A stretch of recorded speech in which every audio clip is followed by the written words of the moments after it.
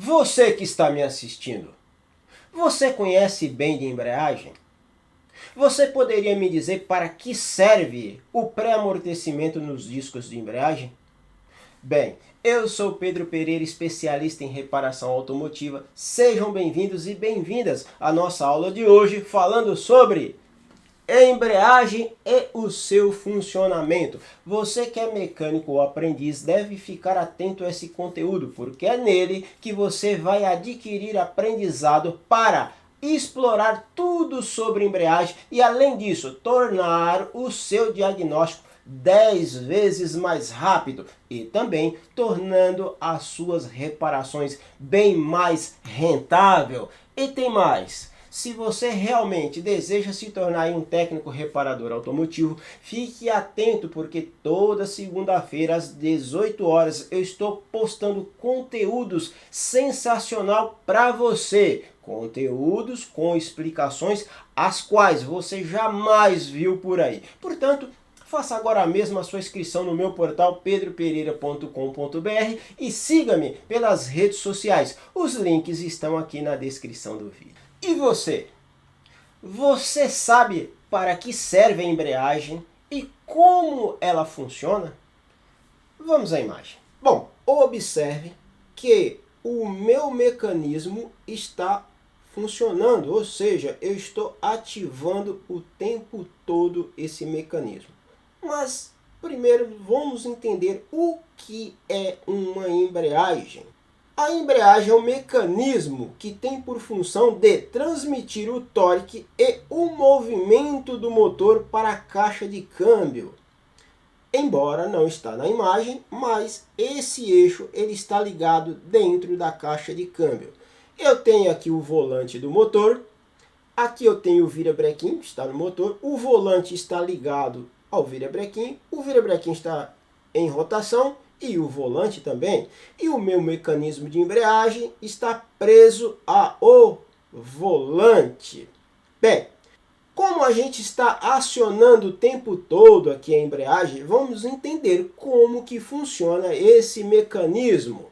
Bom, eu tenho aqui a mesa em amarelo, a mesa do plator, eu tenho aqui o disco de embreagem, que é o disco de embreagem.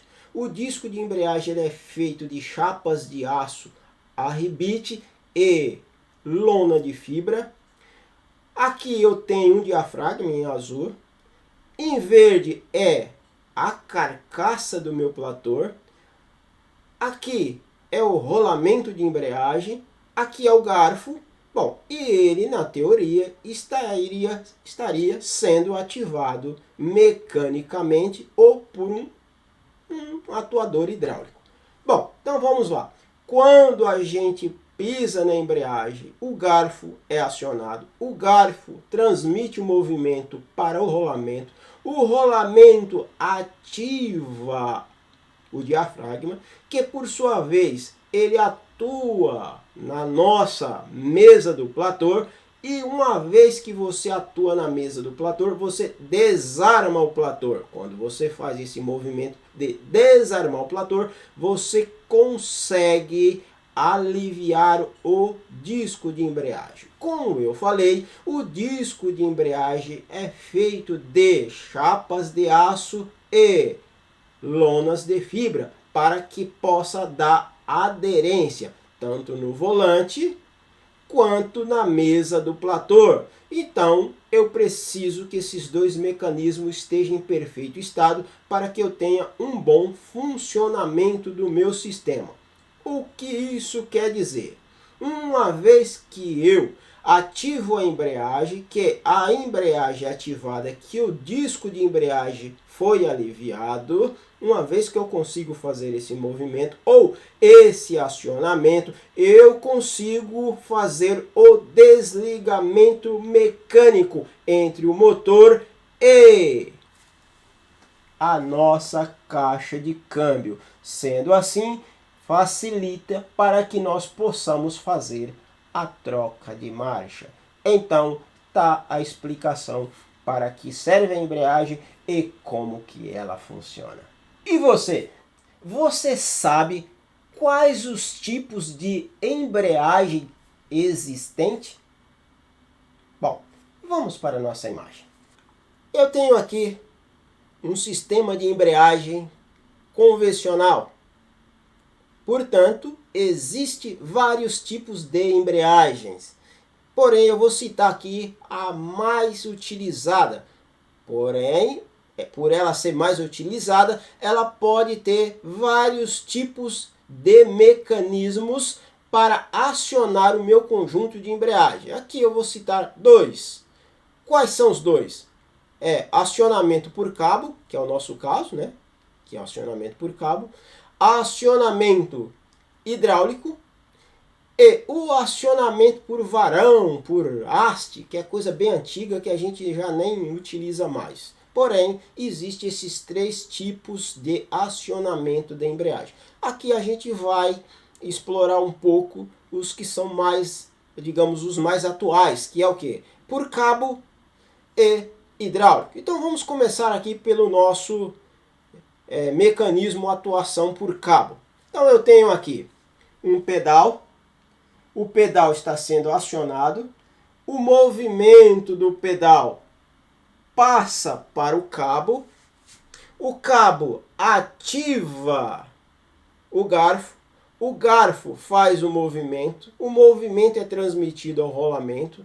Além disso, não só o movimento, mas também a força, né? A força aplicada em um movimento, né? Atinge a membrana do plator, que por sua vez desarma a mesa do plator, e uma vez que é desarmado a mesa, o disco de embreagem fica livre. Se o motor está em movimento e o volante está em movimento, uma vez que eu desarmo a mesa e o disco fica livre, eu tiro o movimento do motor de cima do eixo primário que está sendo transmitido o movimento para dentro da caixa de câmbio. Então, é assim que é feito o acionamento da embreagem através do mecanismo que é por cabo. Muito simples. Lembrando que esses cabos costumam dar problemas, tá? Costumam desfiar. E se desfia, tem que substituir. E o que provoca mais defeito nesses cabos, muitas vezes, é o cabo, por ele ser muito velho, né, ter uma quilometragem bem avançada, e às vezes se eu também ter desgaste no meu conjunto, e eu gero um peso muito grande, o qual eu acabo forçando o cabo, e por sua vez você pode romper e ficar sem embreagem. Então, o acionamento por cabo funciona dessa forma. E você, sabe como é feito o acionamento hidráulico de um sistema de embreagem? Não? Fique tranquilo. Vem comigo. Bem, aqui eu tenho uma imagem do sistema hidráulico. Então vamos entender como que esse sistema funciona. O que muda para o sistema por cabo é o acionamento misto. Por que misto? Você não falou que era hidráulico? Então vamos entender que sim, é misto. Ele funciona misto. Vamos entender então. Olha, eu tenho primeiro um cilindro principal, o qual é abastecido pode ser pelo fluido de freio ou pode ser um reservatório separadamente. Então eu tenho o que aqui? Um cilindro principal. Depois eu tenho uma tubulação que vai levar o fluido até o meu cilindro auxiliar. O meu cilindro auxiliar vai ser ativado e ele vai movimentar o garfo de embreagem. Então vamos por partes. Vamos entender como que isso aqui vai funcionar. Bem, eu tenho um acionamento mecânico inicial, aonde? No pedal de embreagem. Quando eu piso na embreagem, eu vou ativar o pedal, que vai ativar a haste e vai movimentar o cilindro interno. Esse cilindro vai puxar o fluido de freio e vai pressurizar para o meu cilindro, na verdade, o meu cilindro auxiliar. A partir do momento que o cilindro auxiliar está se movimentando, ele transmite o movimento na saída como um acionamento mecânico para ativar o garfo. Por isso que se fala acionamento misto. Tem outros veículos que não funcionam assim. Tem outros veículos que o acionamento hidráulico já é diretamente no rolamento. Então, pode encontrar essa mudança, mas esse aqui, ele é misto. Então, qual que é as vantagens que temos nesse acionamento? Primeiro, conforto. E segundo, menor esforço para ativação da embreagem. Por quê? Vamos entender primeiro a questão de conforto. Eu tenho aqui o motor que está funcionando, eu tenho todo esse conjunto que está funcionando. Querendo ou não, é um peso muito grande, é uma massa que está em movimento. Essas vibrações, porque gera vibrações, essas vibrações são transmitidas ao rolamento, que é transmitida para o garfo, transmite-se para o cabo e o motorista pode perceber isso lá no pedal de embreagem. Quando se trata de um sistema como esse, que eu tenho um acionamento hidráulico, o que vai acontecer? O meu cilindro auxiliar, ele tem duas funções. Quais são as duas funções? Primeiro, ele vai amplificar a força que está sendo aplicada no pedal. Esse cara ele amplifica essa força. Segunda função é filtrar os ruídos da embreagem e do motor que passa pelo garfo e chega no cilindro auxiliar. Por se tratar de um circuito hidráulico, esse cara também funciona como filtro. Não deixa que os ruídos e as vibrações sejam transmitidas para o pedal de embreagem, gerando aí o que? Menor esforço no pedal e também um melhor conforto. Agora, nós precisamos entender que o mecanismo, a partir do rolamento por diante, o sistema é idêntico, né? É idêntico aos outros que a gente está acostumado por aí. O que pode haver de mudança é o volante, que pode haver algumas mudanças, o formato do platô e também pode mudar o rolamento, mas o funcionamento não muda, é o mesmo. Olhando para essa imagem, você conseguiria identificar o que está acontecendo nesse momento? Vem comigo. Bom, aqui eu tenho um mecanismo de embreagem e essa embreagem, na verdade, o que está acontecendo? Qual é o estado dessa embreagem nesse momento? Então, pense o seguinte, se eu estou dentro de um carro, movimento, na verdade, o carro funcionando. Dei partida, o carro está funcionando, agora eu engatei uma marcha e vou acelerar. Esse carro vai ter força para se deslocar? Esse carro vai conseguir sair do lugar? Não, né, pessoal? Por quê? Porque a minha embreagem ela está ativada. Então vamos entender o que aconteceu. Eu ativei o pedal de embreagem transmitiu movimento para a haste que movimentou a parte interna do cilindro.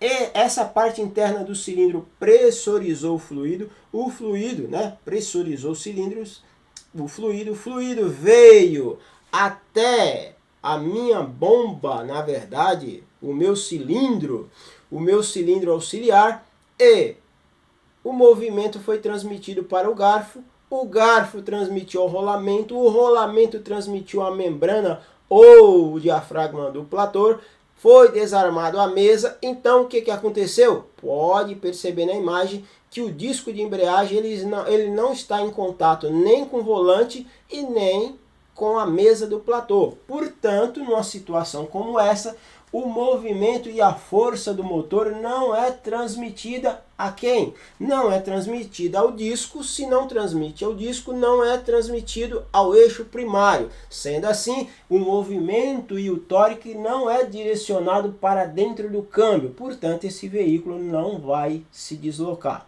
Então, vamos entender melhor com a imagem anterior o que aconteceu aqui na verdade.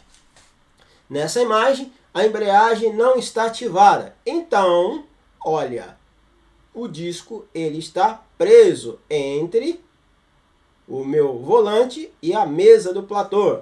E na imagem seguinte que eu ativei a embreagem, o que aconteceu? O disco está livre. Então, eu fiz a separação mecânica entre o motor e a caixa de câmbio. Então, agora eu consigo fazer a troca de marcha. Então, está explicado qual que é a posição que se encontra a embreagem nessa imagem. Você entendeu verdadeiramente como que funciona a transmissão de força e movimento para dentro da caixa de câmbio? Não? Então vamos lá, vamos entender um pouquinho melhor. Bom, então eu tenho aqui o motor, aqui foi colocado o disco de embreagem.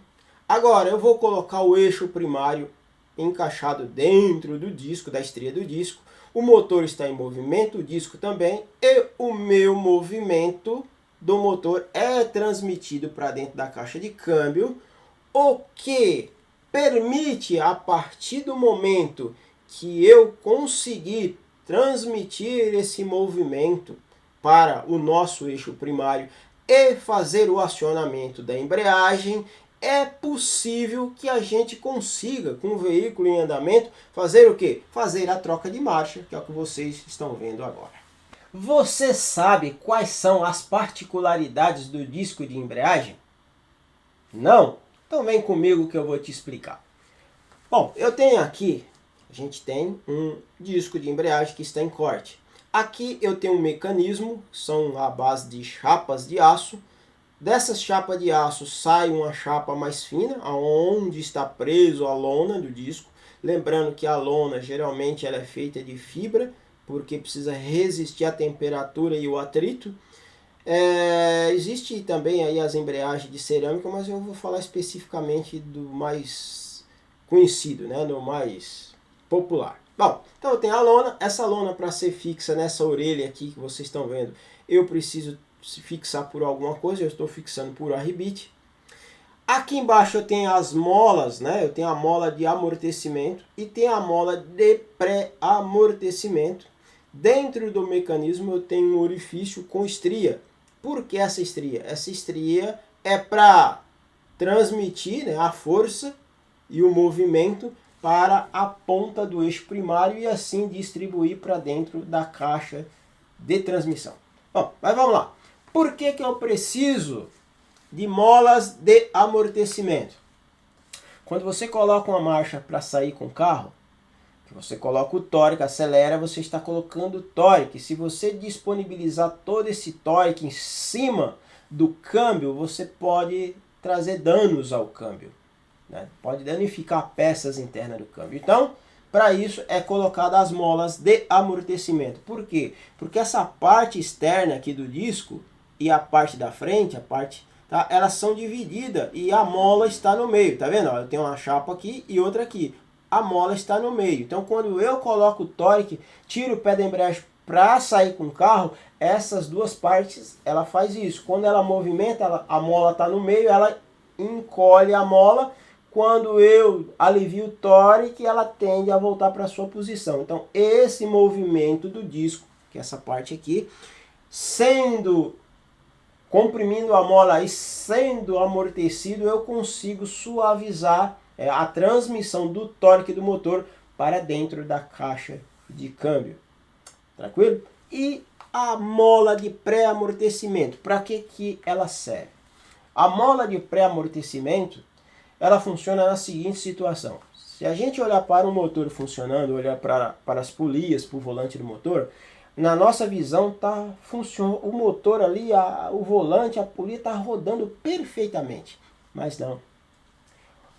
A lâmpada, se a gente colocar a lâmpada, aquelas lâmpadas de V ponto, a gente colocar no volante, vai ver que o volante ele está dando variações. Por que que ele dá variações?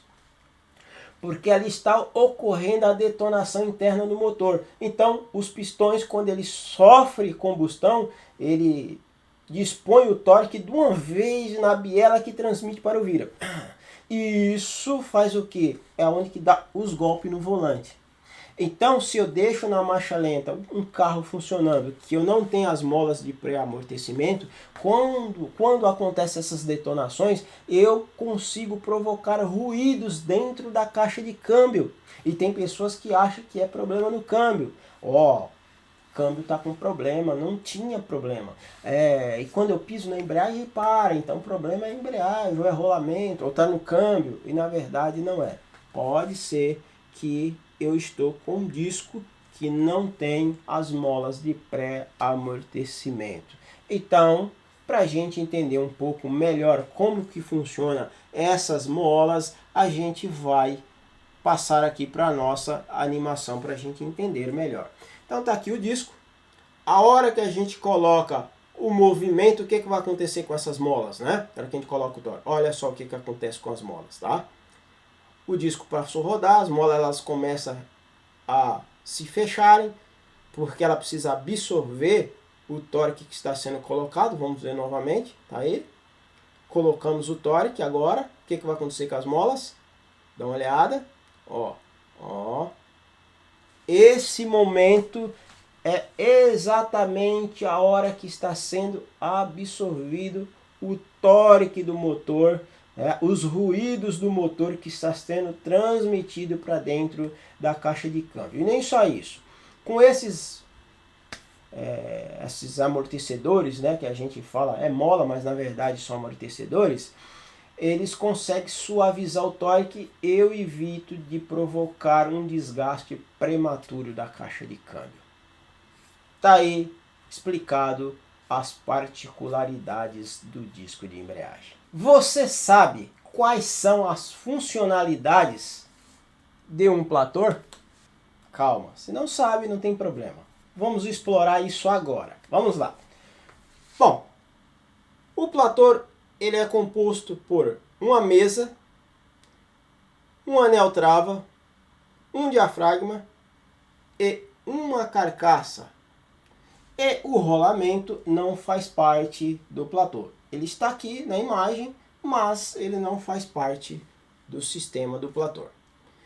Como que funciona isso daqui? Se a gente observar, o diafragma ele é cônico e a parte cônica está para onde? Direcionado para a mesa. Então, esse diafragma é colocado dentro da carcaça pela parte interna. Depois vem essa trava e o que acontece? A mesa ela é fixada na carcaça, porém essa mola, né, que na verdade é um diafragma, ele fica o quê? Mantendo uma pressão sobre a mesa. Então é essa mola, esse diafragma que mantém o disco de embreagem pressionado sobre o volante para dar aderência.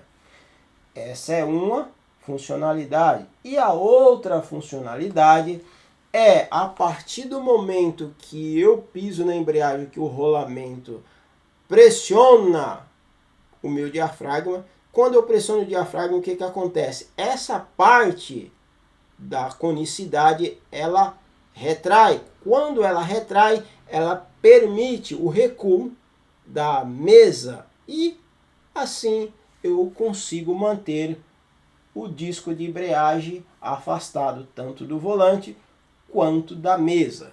Então essas são as duas funcionalidades do plator. Porém, existem algumas particularidades a mais. Quais são? Defeitos.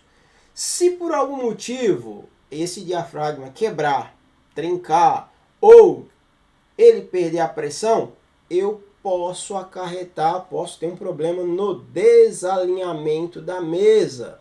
Se eu tenho um problema de desalinhamento da mesa, pode acontecer o quê? Eu posso ter patinagem da embreagem e também posso ter trepidação, ou de repente eu vou pisar na embreagem e o disco de embreagem não vai ser aliviado para permitir o desligamento entre motor e caixa de câmbio. Então é preciso, uma vez que removeu, analisar muito bem para não cometer o erro aí de montar um platô deformado.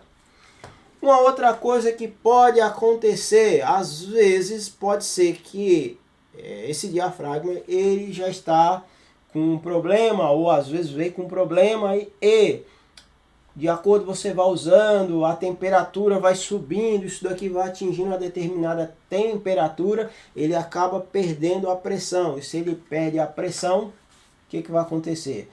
Pode patinar e também pode trepidar a embreagem. Então o platô ele é simples, é um mecanismo simples, porém ele tem essas duas funcionalidades importantes. Tem que observar na hora de fazer o diagnóstico se não há um empenamento da mesa, se não há desgaste na mesa, se não tem nada que aconteceu na mesa, na face aqui, onde que trabalha o disco. E uma outra coisa muito interessante é que na hora que vai substituir uma embreagem, existe particularidades para montar o platô. Por quê? Existem veículos que você tem que armar o platô primeiro. Existe ferramenta para você armar o platô e colocar ele sem nenhuma pressão sobre o disco. Então, tem outras montadoras que falam o quê? Se a gente observar, tem aqui ó, os furos de fixação aqui ó, no platô. E ele é dividido ó, em volta do platô. Geralmente, para carro de passeio fala aí em torno de 6 parafusos de fixação no volante. Então, é 1, 2, 3, 4, 5, 6. Tá, né? Ele está distribuído em volta do volante. Então, eu não posso apertar esses parafusos de fixação do platô diretamente. Eu preciso fixar eles em X. Tem montadora que fala que é em X. Tem montadoras que vai falando que é algum quarto de volta para cada parafuso. Tem montadora que manda você encolher o platô, colocar uma ferramenta, colocar ele no lugar, encostar os parafusos, torquear e tá feito. Mas eu já vi pessoas que colocou embreagem nova e a embreagem começou a trepidar e deu problema porque não respeitou a ordem de aperto. Porque a hora que você começa a apertar o platô, a gente começa a observar que o diafragma ele começa indo, ele dá uma entrada, né? Ele começa a aprofundar. Então se você aperta demais um lado, ele faz isso. Aí você empena esse diafragma. Empenou, matou o diafragma. Já era. Então tá aí. Deixei aqui para vocês as duas particularidades que tem no platô, né? As duas funcionalidades, na verdade, não particularidade. E tá aí a dica de montagem que tem que tomar cuidado com essa peça. Tá aí a explicação.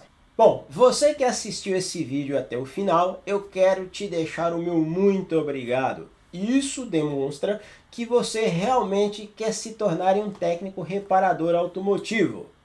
Lembrando, faça agora mesmo a sua inscrição no portal pedropereira.com.br para que você receba material complementar a este vídeo. Te convido para que na quarta-feira, às 19h37, você assista uma live Tira Dúvida sobre esse conteúdo. Lembrando que na live nós vamos fazer explicações e exercícios para fixar o nosso aprendizado. Olhando aqui, eu tenho aqui o nosso mecanismo de embreagem, que é algo muito simples, porém muito importante, o qual é importantíssimo nós sabermos fazer o diagnóstico, porque apesar de ser peças simples, elas estão num lugar bem difícil. Para substituir uma embreagem, é necessário que você remova o câmbio ou o motor. Então, é bom fazer um bom diagnóstico para evitar retornos e prejuízo para a sua oficina. Pessoal, por hoje é só. Meu muito obrigado. Tchau, pessoal!